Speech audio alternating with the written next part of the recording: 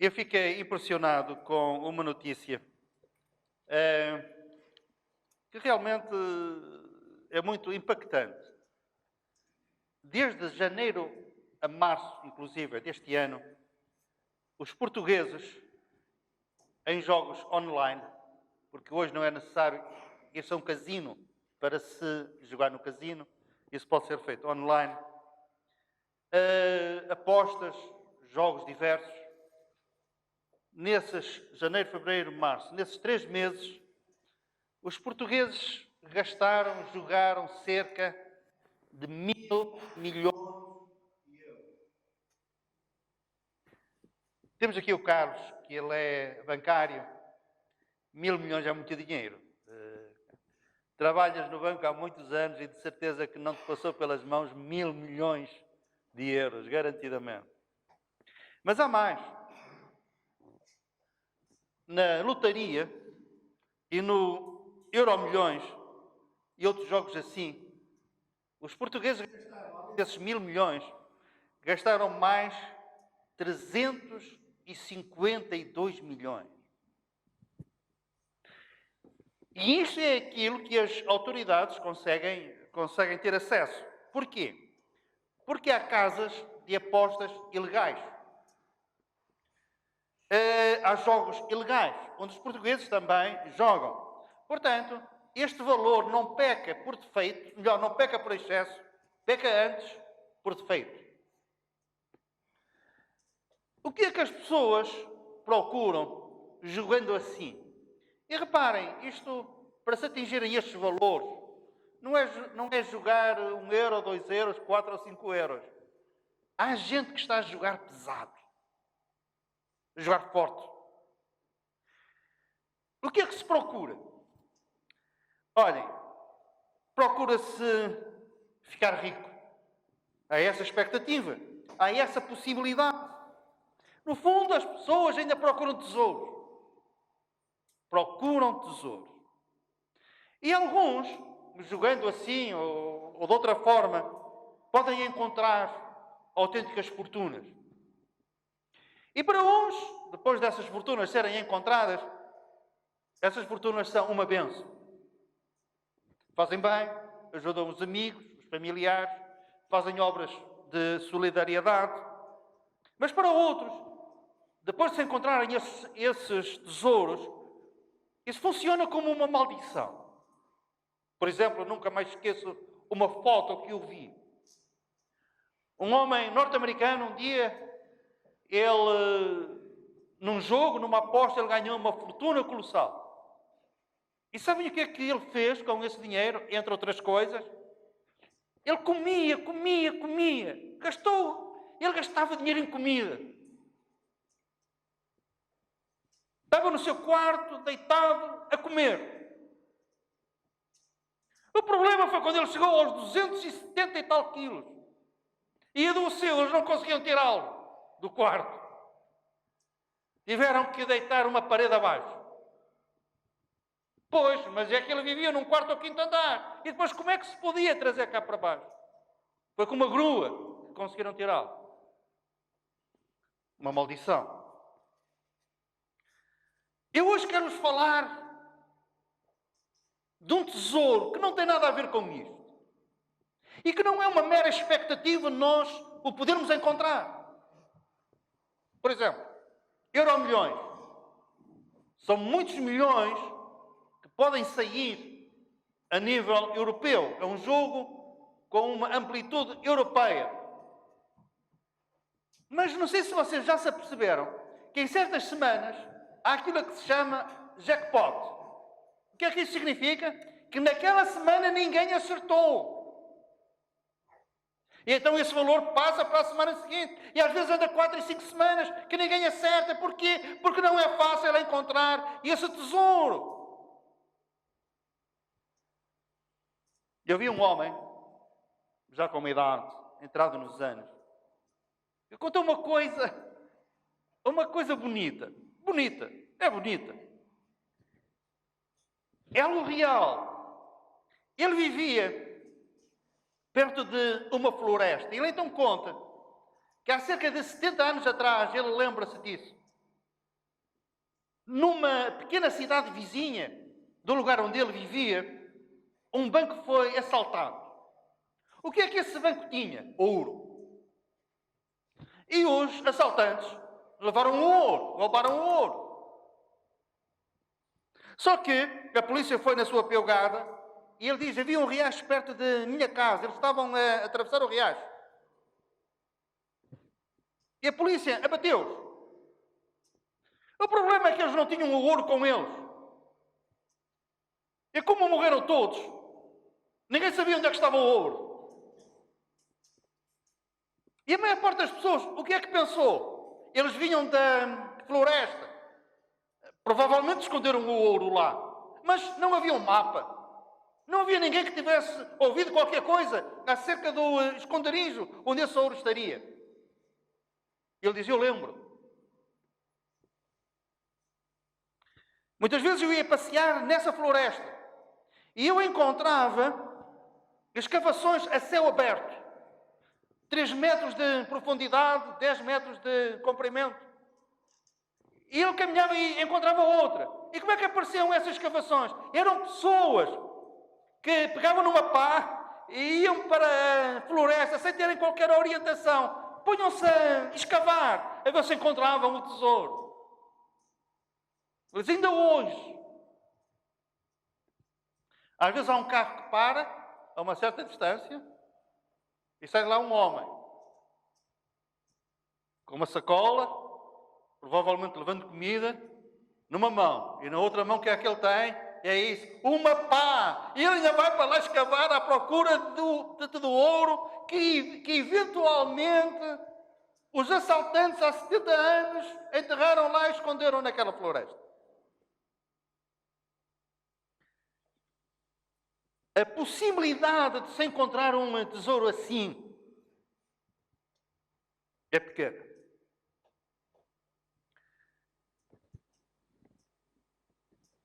Nós, durante a vida, nós assistimos a várias febres.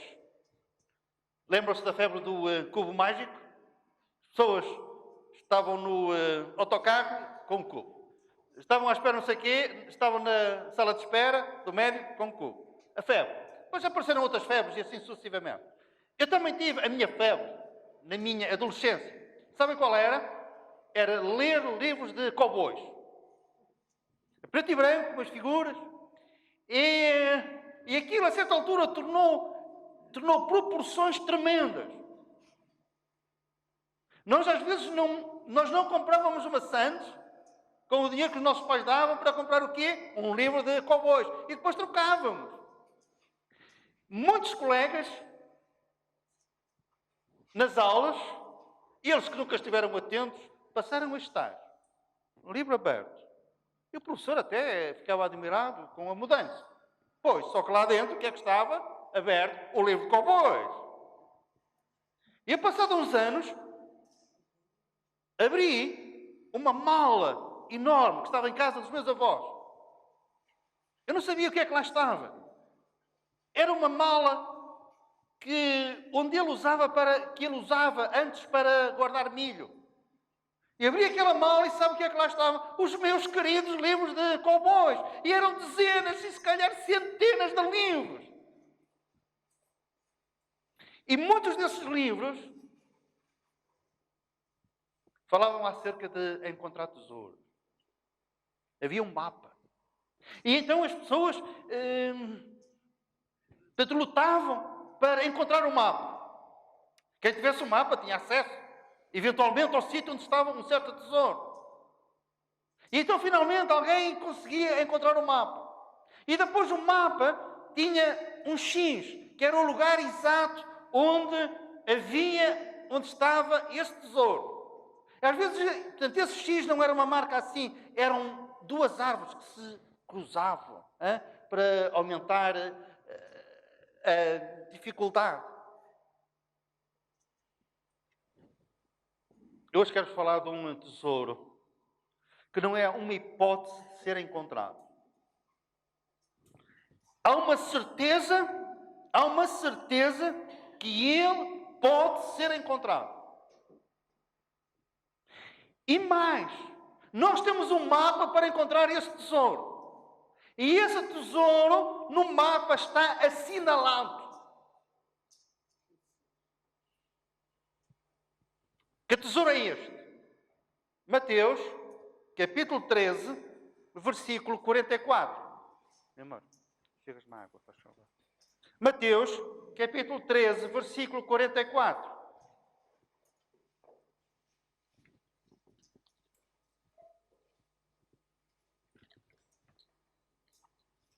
E então este versículo diz: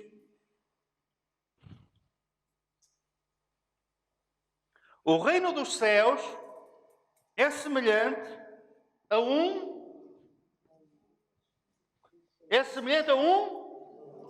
tesouro num campo. Escondido. É um tesouro escondido num campo. Ele está escondido, mas é possível ser encontrado. O campo é o mundo, diz o Senhor Jesus. E há um tesouro que está escondido no mundo. E esse tesouro o que é? É o reino dos céus. Se nós continuássemos a ler esta passagem, nós iríamos ver o seguinte: o reino dos céus é semelhante a um tesouro escondido num campo, que um homem achou.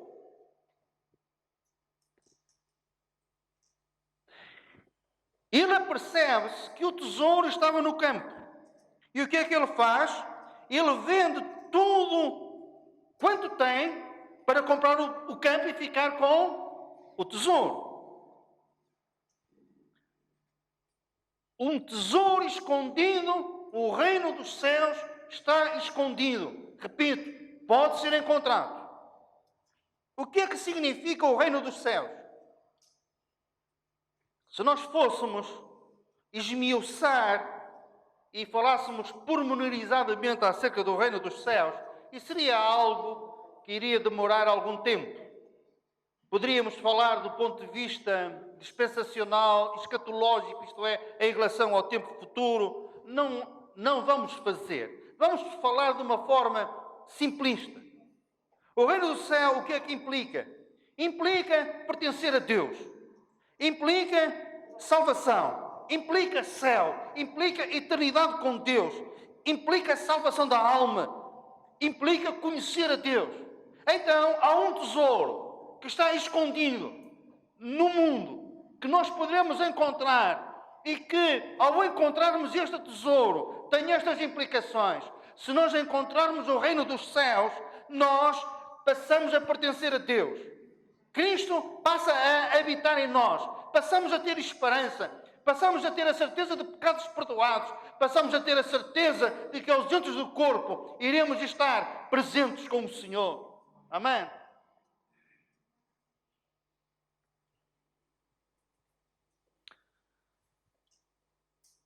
Há um mapa para encontrarmos este tesouro. Há um mapa. O mapa é a palavra de Deus. A Bíblia Sagrada é um mapa. E há um lugar aqui que está assinalado não com um X, mas está assinalado com uma cruz. E nós, para encontrarmos este tesouro, nós temos que percorrer as páginas deste livro à procura dessa cruz que assinala algo especial. Diz-nos onde é que está o tesouro, onde está a possibilidade de nós termos isto, a possibilidade de um dia nós vermos e entrarmos no reino dos céus. E esse lugar, prezados amigos, assinalado com uma cruz, é o Monte do Calvário. E toda a palavra de Deus aponta para ali. Os profetas falaram acerca disto. Quando os nossos primeiros pais pecaram, já havia uma seta que apontava para este lugar, para o Monte do Calvário.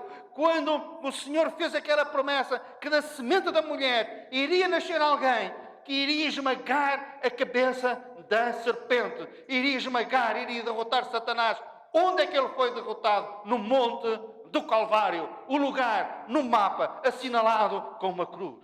A cruz onde Jesus foi crucificado.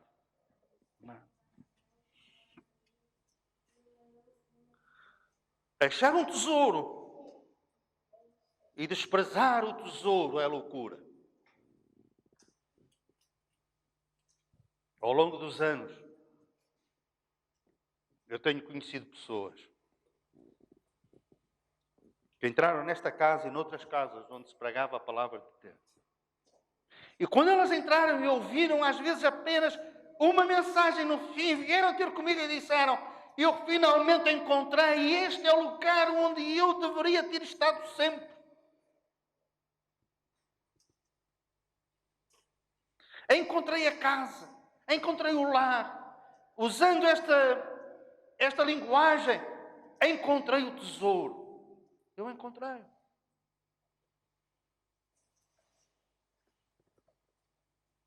Mas depois desprezaram o tesouro. E uns nunca mais voltaram.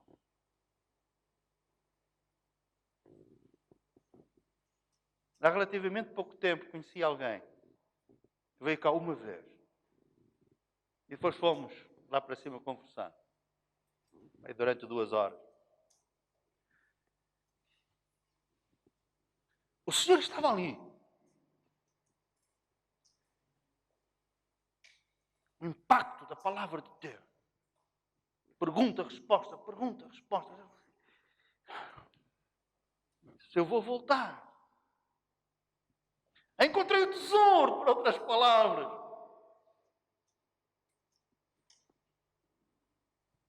Eu nunca vi. Pois, eu é que nunca mais o vi. Eu é que nunca mais o vi.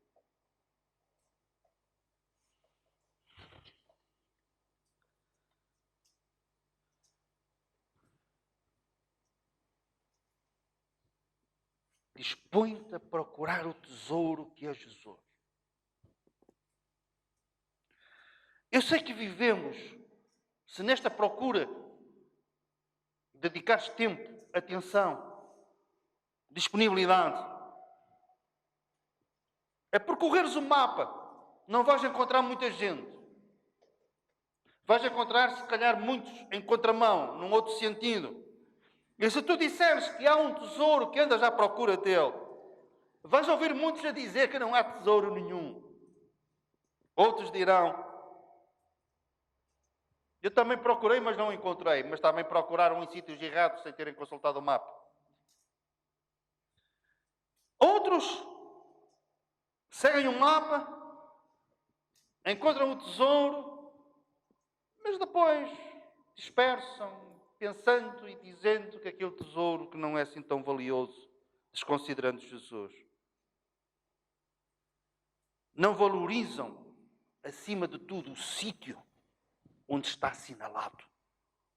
O apóstolo Paulo tinha isto em consideração. Ele escreve aos Coríntios e diz: eu nada me propus saber entre vós, senão a Jesus e este crucificado. E ele levanta a cruz e diz: alguns têm vergonha da cruz, mas nós não temos vergonha da cruz, porque a cruz é o poder do Evangelho e este Evangelho também é o poder de Deus para a salvação de todo aquele que crê. Amém? Amém. Não temos vergonha da cruz.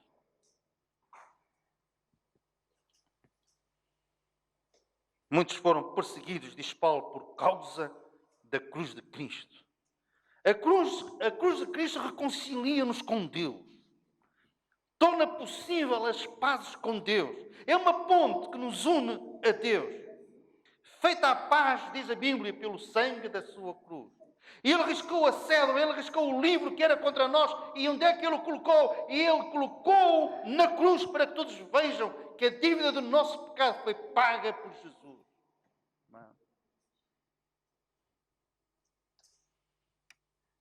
O lugar está assinalado.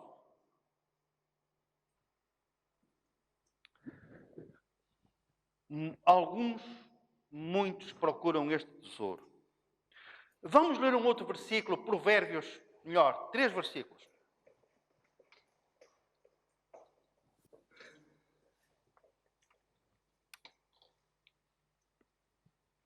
Este versículo diz: e se clamares por entendimento e por inteligência alçares a tua voz, se como a prata abocares e como a tesouros escondidos a procurares, então entenderás o temor do Senhor e acharás o conhecimento de Deus. Se tu clamares por entendimento, Senhor, mostra-me claramente um mapa. Eu quero encontrar esse tesouro.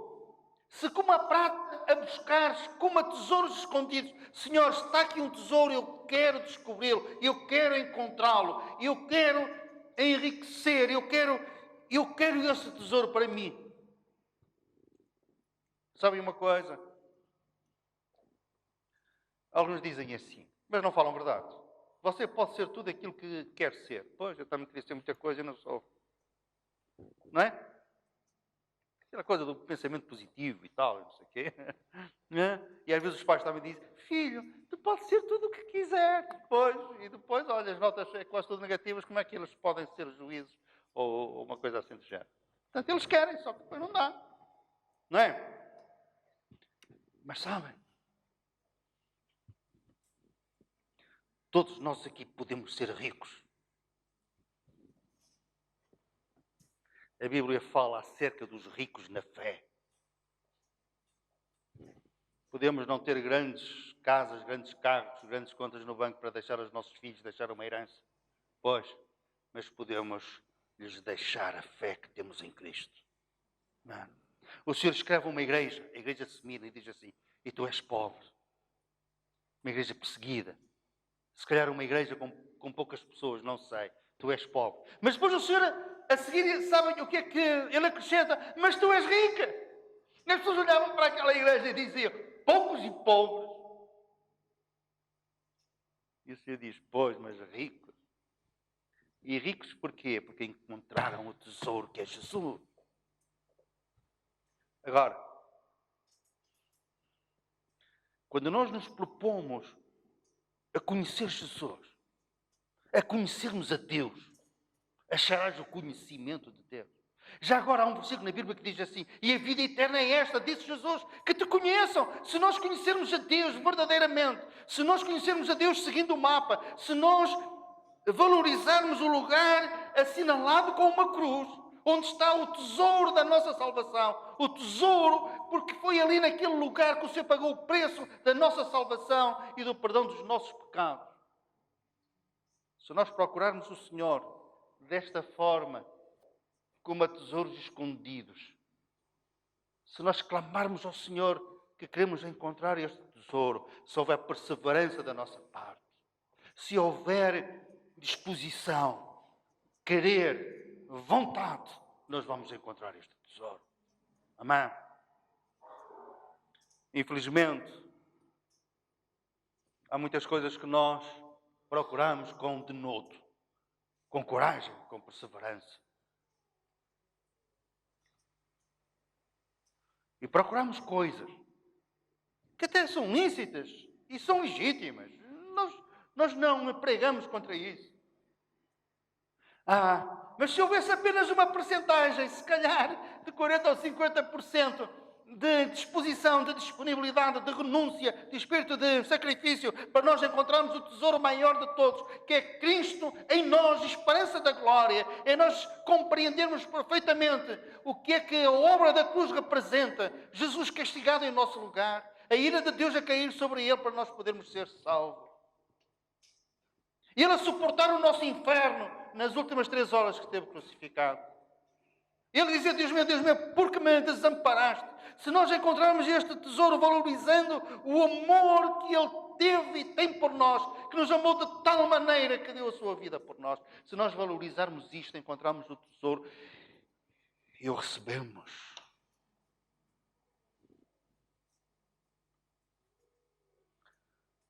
E por nada, nem por ninguém, iremos trocar este tesouro, iremos vencer obstáculos. Se isto não nos faz correr, deveria de nos fazer correr. Deus pode ser encontrado.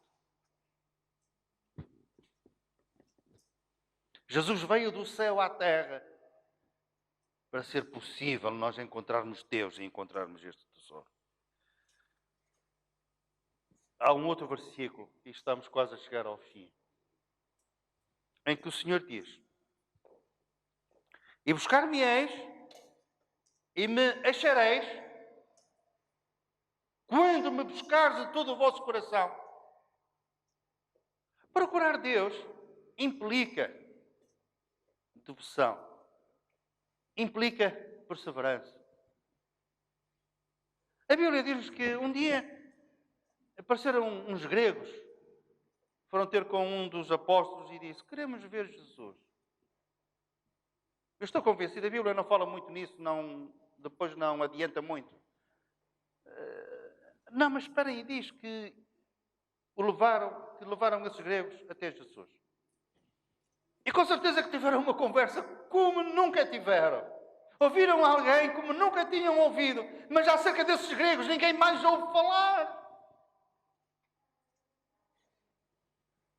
Curiosidade, algumas perguntas, algumas respostas a perguntas feitas. Mas depois cada um seguiu a sua vida, foi para o seu mundo. E estiveram tão perto do tesouro, conheceram o tesouro. O Senhor abriu o baú e mostrou-lhe aquilo que eles poderiam ter. Ele falou-lhe com certeza acerca da graça, da misericórdia de Deus, do amor, do perdão, de nascer de novo, de ser uma nova criatura, de ter a esperança da vida eterna. Com certeza que Jesus não ia perder essa oportunidade, como não perdeu quando Nicodemos de noite foi ter com ele. E o Senhor disse-lhe logo: olha, é necessário que eu nascer de novo. Se tu não nasceres de novo, não podes entrar nem podes ver o reino do céu.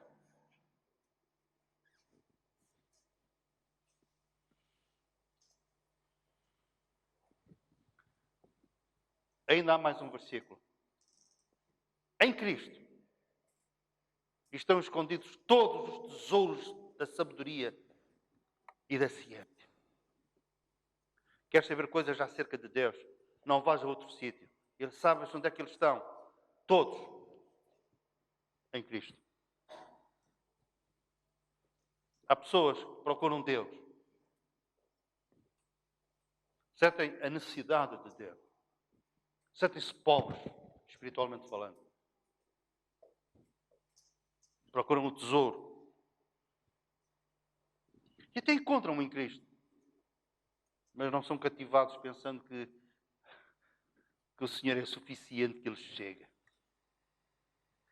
E depois procuram noutros sítios e não encontram. Porquê? Porque eles estão todos em Cristo.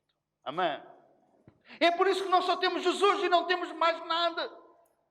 Nós temos Jesus e não temos mais ninguém. Também não procuramos noutros lados. Porque somos sábios. Porque sabemos que eles estão todos em Cristo. Amém? Os tesouros, a ciência, da sabedoria de Deus, do temor do Senhor, salvação da alma, está tudo concentrado exclusivamente numa pessoa, que é o Senhor Jesus. Estão todos lá.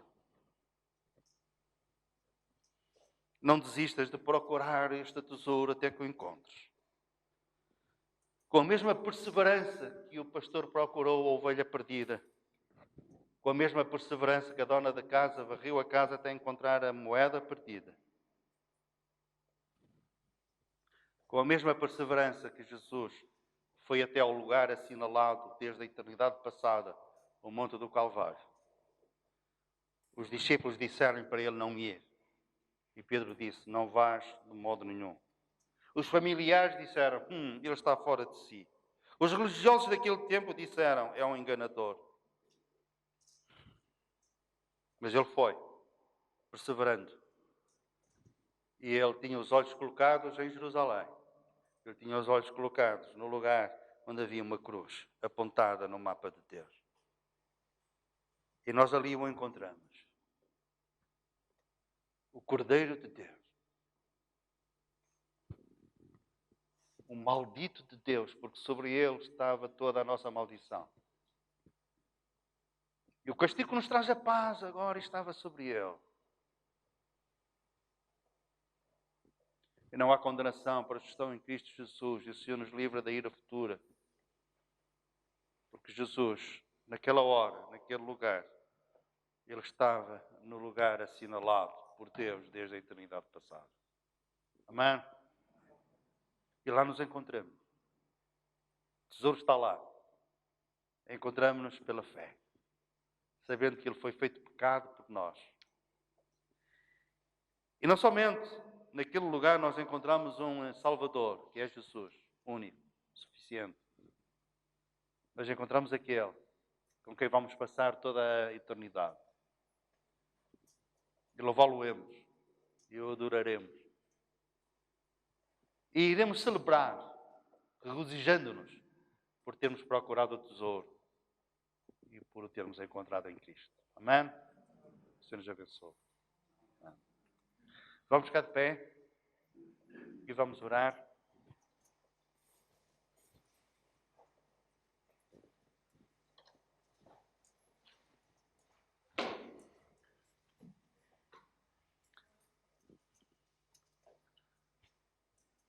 Nosso Deus e nosso Pai, nós te louvamos porque tu te has manifestado aos homens, te deste a conhecer. E as riquezas que a nossa alma necessita e com que poderemos ser abençoados, nós sabemos onde é que elas estão. Onde e quem é que nos pode conceder gratuitamente todas essas riquezas? E uma vez mais levantamos o Senhor Jesus crucificado. Uma vez mais, Senhor, nós queremos olhar para Ele, ali naquele lugar, morrendo a nossa morte e suportando o nosso castigo. Pobre, despido, desprezado. Nunca ninguém foi tão pobre ali como Jesus foi naquele lugar. Nós podemos ser pobres, mas temos Deus. Ele estava ali sem nada e sem o Pai, porque foi desamparado para que nós pudéssemos enriquecer pela sua pobreza. E nós te louvamos, Senhor, e pedimos por todos aqueles que aqui se encontram, que porventura não tenham encontrado ainda este tesouro. O seu coração está noutras coisas, quando tu dizes onde está o vosso coração e está o vosso tesouro. Ou que nós não tenhamos a menor dúvida, ao olharmos para o nosso coração, ao inspecionarmos o nosso coração, nós vermos claramente qual é o tesouro que ele contém, que ele tem. Este tesouro é a pessoa gloriosa do Senhor Jesus e tudo aquilo que Ele nos dá além da salvação. Que a tua bênção seja extensiva a cada família aqui representada também. E nós te suplicamos por esta igreja. Suplicamos pela igreja em Portugal. Sabemos que algumas igrejas têm sido prejudicadas grandemente com esta pandemia. Algumas nem sequer reabriram, com medo, com receio, com outras situações que a gente não sabe. Mas, Senhor, nós pedimos-te pela igreja no seu todo no nosso país, que esta situação possa, em vez de nos amedrontar, de nos intimidar, que nos dê a coragem e a força para nós avançarmos ainda mais. E te suplicamos isto no nome do Senhor Jesus. Amém.